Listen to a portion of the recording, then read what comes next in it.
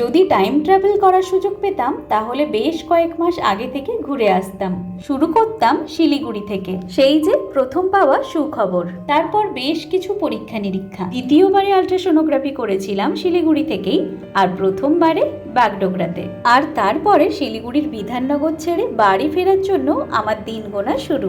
আমার ফিরে আসার আগে শিলিগুড়িতে যে বাড়িতে থাকতাম ওখানকার কাকিমা অনেক যত্ন সহকারে আমাদের দুজনের জন্যই কত কি খাবারের আয়োজন করেছিলেন। আর এই মিষ্টিগুলো ছিল আমার বরমশাইয়ের এক সহকর্মীর তরফ থেকে। ঝাল মিষ্টি তো অনেক খেলাম, এবার ইচ্ছে ছিল একটু তেলে ভাজা খাওয়ার। তাই রোদ চশমা পরেই ছিটকে আসা গরম তেল থেকে চোখকে বাঁচিয়ে এই ইচ্ছেটা বরমশাই পূরণ করেছিল।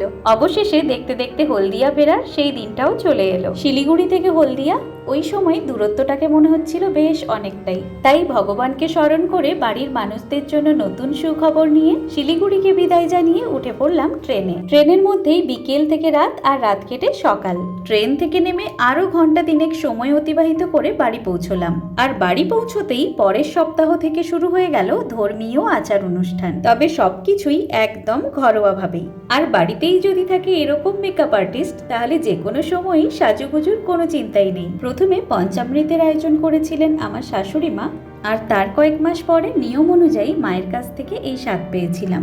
আর দিদি ভাইয়ের সাথে ওই দিনের তোলা এই ছবিটা আমার ভীষণ পছন্দের।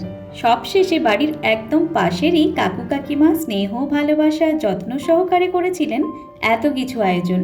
যদিও এত খাবার দাবার একসঙ্গে তখন আমি খেতে পারতাম না, কিন্তু আমার উদ্দেশ্যেই যে এত কিছু বানানো হয়েছে এটা দেখলেই আমার বেশ ভালো লাগতো।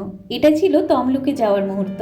আমার দুই মা আর বরমশাইকে সাথে নিয়ে চলে গিয়েছিলাম আরও একটা ইউএসজি করতে। অবশেষে এই চেকআপের পর বাড়ির এতদিনের ছোট্ট সদস্যের কোলে আরও এক পুচকে সদস্য হাজির।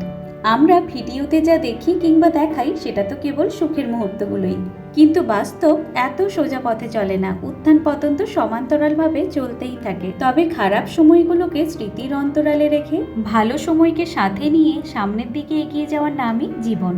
পুচকে বাড়িতে আসার পরেই শুরু হয়ে যায় আমাদের রাত জাগার শিফটিং ডিউটি। শিলিগুড়িতে থাকাকালীন প্রথম কয়েক মাস তো দুজনেই সামলে নিচ্ছিলাম, কিন্তু একা থাকাকালীন প্রায়ই মনে হতো এই সময়টা বাড়ির কাছের মানুষদের খুবই প্রয়োজন।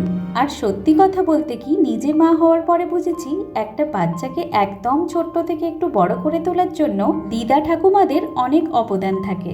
ধীরে ধীরে যথাক্রমে 1, 2, 3 মাস পেরোতে পেরোতে পুরো 1 বছর পেরিয়ে আজ তার জন্মদিন। শুভ জন্মদিন অন্বেষণ।